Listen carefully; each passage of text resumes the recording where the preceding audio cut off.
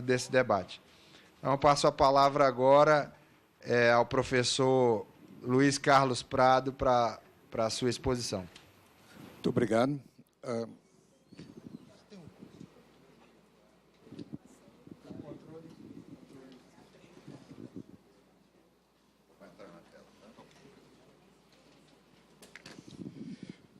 Muito obrigado, deputado Léo de Brito. É uma honra estar aqui nessa casa, estar aqui também debatendo com colegas ilustres. Sou professor de uma universidade pública federal, da UFRJ. Fui de uma geração que teve apoio público para pós-graduação, fiz mestrado numa universidade pública, na COP UFRJ, fiz doutorado na Universidade de Londres, devo minha carreira e minha formação aos cidadãos brasileiros e, como professor e pesquisador, me orgulho de ser servidor desse país. Por isso, eu entendo que esse debate é extremamente relevante pelas questões já colocadas aqui pelo Pedro Rossi e também lamento a falta da presença dos representantes do Ministério da Fazenda. Eu acho que essa era a hora de debater um tema tão grave para o futuro do país. E essa Câmara tem uma longa tradição de debater temas graves, temas delicados. Essa é a história dessa casa e esse tema exige reflexão e debate. Esclareço que meu grupo de pesquisa é em Direito, Economia e Concorrência. Meu trabalho não é sobre macroeconomia. Minha avaliação, minha exposição para os senhores será uma análise institucional dos problemas trazidos pela PEC. Economia é um campo de saber oriundo da filosofia moral. Os primeiros economistas, como Adam Smith, eram juristas e filósofos morais. Seu papel era discutir o fundamento da boa política pública. Na origem, como agora, a economia não é uma ciência exata. Todas as proposições econômicas, como já foi aqui mostrado, são decorrentes de premissas que podem ou não serem válidas e operam com cenários nem sempre previsíveis. Ou seja, economistas não têm capacidade de fazer previsões, ou seja, eles não sabem do futuro. Nós, os economistas, aprendemos a fazer projeções como uma ferramenta para a tomada de decisão e para a formulação de políticas públicas. Ou seja, o que fazemos é inferir o comportamento futuro de alguns agregados econômicos e indicadores baseado num conjunto de pressupostos, usando os dados disponíveis para, através de um modelo, projetar os cenários prováveis. Todo economista sabe que suas projeções, eu uso essa expressão, projeção, não é previsão. Quem faz previsão é adivinho, é uma outra coisa. Nós fazemos projeções. Nós trabalhamos com os dados disponíveis e supomos, fazemos cenários sobre o que vai acontecer no futuro. São aproximações que organizam as informações disponíveis para facilitar a tomada de decisão. Essas projeções podem e são alteradas regularmente. Todo dia nós mudamos a projeção sobre inflação, sobre crescimento, porque nós temos novos dados, alteramos, fazemos que elas sejam mais fidedignas. Em prazos curtos, essas projeções são razoavelmente confiáveis, são fidedignas. Ainda assim sujeitas a alterações, como falei para os senhores. Nenhum economista é capaz de dar qualquer informação relevante sobre o que acontecerá no futuro tão distante quanto 20 anos. Nós não temos instrumentos para isso. Quem afirmar que é capaz de o fazer não pode ser considerado um cientista social. É um adivinho. Ultrapassou em muito a fronteira da ciência para entrar num certo campo da especulação e da fantasia. Foi um economista da Universidade de Chicago, economista conservador, Frank Knight, que formulou um conceito muito importante, conceito de incerteza, em oposição ao conceito de risco. Ou seja, no risco nós podemos calcular a probabilidade de um determinado evento. Na incerteza nós não temos como fazer. No curto prazo, algumas projeções econômicas, nós podemos ter um grau razoável de confiança. podemos trabalhar podemos fazer com algum grau de acurácia o cálculo de risco. Nós podemos projetar a inflação brasileira para o ano que vem. É razoável. Mas qual será a inflação, a dívida pública ou a taxa de crescimento brasileiro em 2026? Eu não estou falando nem em 2036, 2026. Não há nenhum modelo econômico capaz de fazer uma previsão razoável sobre isto. Esta é uma situação de incerteza, onde não é possível se estimar a probabilidade de um cenário. Quer dizer, nós passamos a trabalhar o que vai acontecer daqui a 10 anos, daqui a 20 anos com o mundo. Por que nós não temos condições de fazer isso? Porque, pura e simplesmente, nós não sabemos o que vai acontecer com o mundo nesse período. Será que algum economista foi capaz de prever há 10 anos a grave crise internacional, crise econômica que nós vivemos no momento? Ou foi possível prever a crise de 2008, o crash de 2008, ou o ataque às Torres Gêmeas de 2001? Haverá, nos próximos 20 anos, uma epidemia internacional, por exemplo, da gripe H1N1, que nós teremos que enfrentar? A situação de aquecimento global poderá trazer algum fenômeno climático que desconhecemos? As disputas entre a Índia e Paquistão, entre a Coreia do Norte e seus vizinhos asiáticos, pode produzir um conflito inesperado com graves consequências à economia mundial? O Brasil será destino de um grande número de refugiados de alguma crise em um país fronteiriço ou dos nossos vizinhos de além-mar da África subsaariana? Como ficará a economia europeia? A China continuará crescendo ou sucumbirá ao peso do seu regime político autoritário, que será questionado por uma população mais educada e rica? Nada disso podemos saber. Nós, brasileiros, podemos apenas desenhar instituições o suficiente flexíveis, esse é o ponto, o suficiente flexíveis e robustas para que possamos navegar no mundo incerto. Esta PEC é o oposto da flexibilidade, que é tudo aquilo que não se deve fazer no mundo incerto. Nesse sentido, um país soberano e altivo como o Brasil abrir mão voluntariamente, acho que é um ponto importante que o Pedro colocou aqui antecipadamente. Alguns países tiveram que fazer por imposição externa, mas voluntariamente nós estamos abrindo mão de um elemento fundamental da política econômica, que é a política fiscal, por 20 anos. Isso me parece uma temeridade. Observe que eu não estou dizendo que o país não deva ou não possa fazer uma política fiscal. Não estou discutindo isso. Meus colegas macroeconomistas podem discutir se deve ou não deve fazê-lo. Esse é um debate de política econômica que deve ser tratado por macroeconomista e deve ser solucionado, em última instância, pela escolha da sociedade. Eu não vou discutir o curto prazo aqui. Há outros economistas que são especialistas nisso. Eu também acho que não é hora de fazer a separação na discussão dessa Constituição, quem apoia ou faz oposição ao governo. O assunto é mais grave, trata de 20 anos, trata de muitos anos pela frente. O que me oponho é que o Congresso brasileiro, que em momentos difíceis da República sobre enfrentar situações muito difíceis historicamente, vinha abrir mão por 2 décadas da sua capacidade de ajustar as condições históricas do momento à política fiscal do Brasil, que é o que se trata. Mudou a situação, vai ser necessário mudar a política.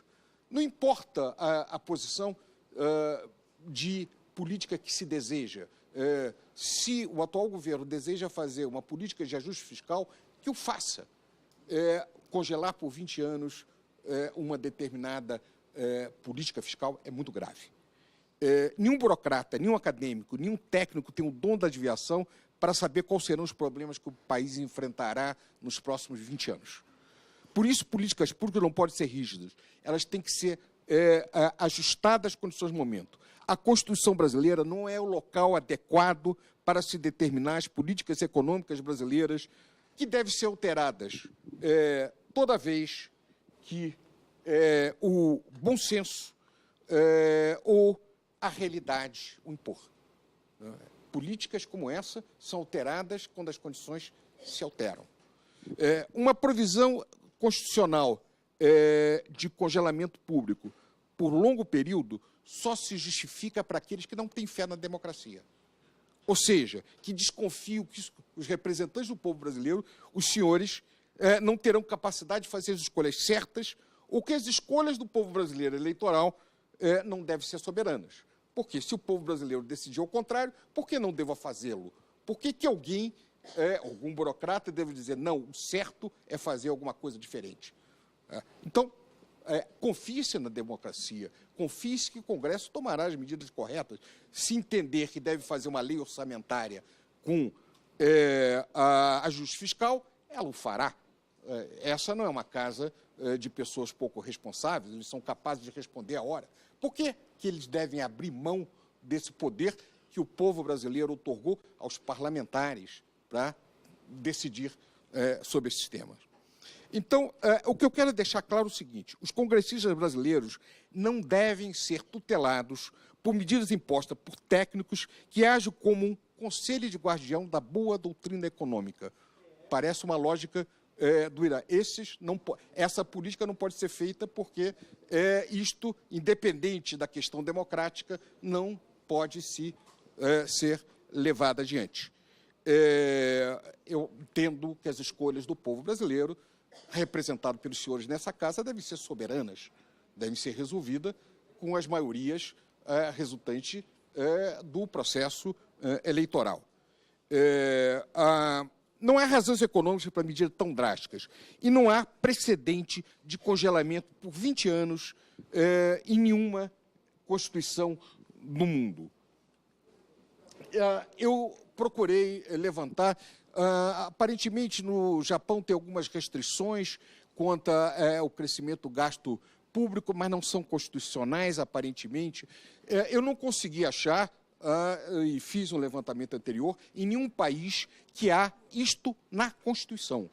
Porque os senhores observam, uma eventual mudança em si dará espaço para uma tremenda especulação do ponto de vista econômico, com problemas cambiais, problemas de taxa de juros e de toda a ordem. Isso é uma jabuticaba perigosa e irracional, com graves implicações econômicas e políticas para o Brasil. Por longo 20 exercícios fiscais, a despesa primária total do Poder Executivo, do Poder Judiciário, do Poder Legislativo, inclusive do Tribunal de Contas da União, do Ministério Público, da Defensoria Pública da União, ficará congelada em termos reais e será reduzida em termos per capita, o que é muito importante. Não é ficar para ela, será reduzida em termos per capita. Observe que não se trata do congelamento de despesa. A população brasileira crescerá, pela projeção do IBGE, em 20 milhões nos próximos 20 anos. Em 2016, a população brasileira está projetada para 206 milhões e em 2036, em 226 milhões. Portanto, se a PEC for aplicada de forma estrita, o Brasil terá o mesmo orçamento atual, em termos reais, para o seu gasto público, para atender uma população com 20 milhões de pessoas a mais. Vamos supor que o país cresça pouco. Isso é um levantamento, é uma série que pega crescimento médio anual a cada 10 anos. Vamos supor que o Brasil cresça apenas 2% ao ano nos próximos 20 anos, que foi menos do que cresceu na década de 90, que foi 2,65%, e na primeira década do século XXI, que foi 3,87%. Que o Brasil cresça muito pouco, 2% ao ano. Mesmo assim, em 20 anos, ele crescerá quase 50%, 48,6%.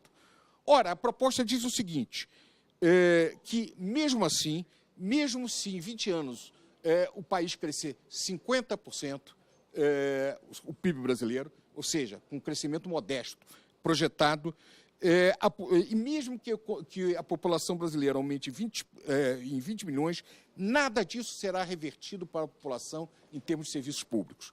Ou seja, continuaríamos a ter uma saúde subfinanciada.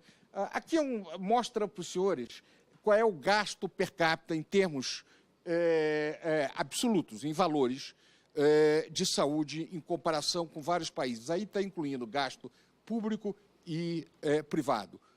para mostrar para os senhores que o nosso gasto de saúde, em termos absolutos, é muito baixo. Não apenas o gasto público, mas incluindo o gasto privado. Nós precisamos gastar mais. Crescemos 50% e não aumentamos o gasto, né? Mantemos constante. Continuaremos, então, a ter uma saúde subfinanciada, uma educação de péssima qualidade, com professores primários e secundários com baixos salários. Além disso, não aumentaremos gastos em segurança, não aumentaremos nossos investimentos em ciência e tecnologia, não teremos capacidade de atender serviço público, uma população cuja a média de idade será mais avançada e assim por diante. Isso é uma receita para a instabilidade política, para a deterioração da convivência social e para a eleição de demagogos e aventureiros, né? Nós estamos criando um cenário para o Brasil que nenhum de nós queremos. Nenhum de nós gostaria que nossos filhos e netos vivessem num país com mais instabilidade política e com ameaças que nós não sabemos de onde virá, mas virão de toda a ordem. Observe que o Brasil tem uma renda per capita em torno de 4 a 5 vezes inferior aos países da Europa Ocidental e dos Estados Unidos. Somos um país pobre. Então, se o nosso gasto em termos relativos sobre o PIB cai, em termos absolutos, nós vamos gastar muito pouco em comparação com os países ricos. Ou seja, o problema brasileiro não é só de má gestão. Ele é também de má gestão, mas não é só de má gestão. Somos um país pobre. Precisamos crescer, mas precisamos melhorar os serviços públicos. Para isso, precisamos melhorar a qualidade da gestão pública, mas precisamos tributar melhor. A carga tributária brasileira não é excessivamente elevada, ela é injusta e regressiva. Ela é muito elevada sobre mercadorias e serviços públicos, como energia e telefonia, e é muito baixa sobre renda e patrimônio.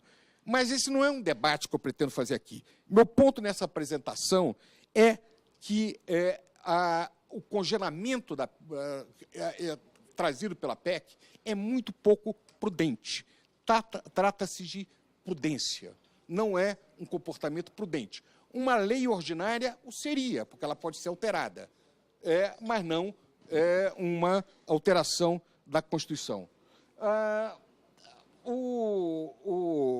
Essa política que se chama-se tie the hands, amarrar as mãos, é explicada, há toda uma literatura sobre políticas de mãos amarradas.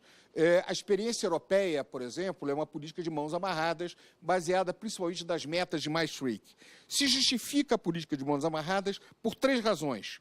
Para amarrar os formuladores de política de outros países. A Alemanha queria, por exemplo, limitar a capacidade da Itália de fazer gastos elevados. Amarrar as mãos para adquirir margem de manobra. O argumento era amarrar as mãos, mas com cordas largas, o que não é o nosso caso, porque no nosso caso as cordas estão muito apertadas. Nós não temos margem de... não são metas folgadas, são metas apertadas. Para impor uma restrição externa à política interna, ou seja, quando um país quer impor uma restrição à política interna, estabelece também uma meta do gênero. No caso do Tratado de Maastricht, foram estabelecidos objetivos de taxa de inflação, de déficit público e de dívida pública, aliás, muito mais moderado do que o que estão estabelecidos aqui. E, mesmo assim, os grandes países da Europa acabaram, por razões diversas, não atendendo integralmente às metas que eles próprios criaram. Observe que a credibilidade vem da factibilidade da medida. Qualquer observador externo verá que é muito pouco factível, isso eu concordo integralmente com o Pedro, a implementação do ajuste fiscal a longo prazo proposto pela PEC 241, sem graves consequências políticas. Mas tal fato levará a movimentos especulatórios na área cambial que terão impactos inflacionários no balanço de pagamento. Não tenha dúvida, porque haverá movimento nas duas direções.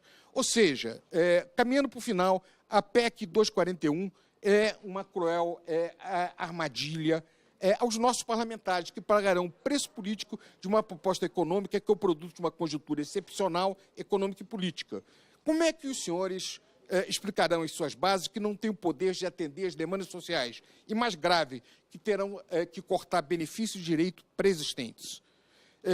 Para terminar, considero a medida muito similar à cláusula constitucional que proibia juros superiores a 12% ao ano.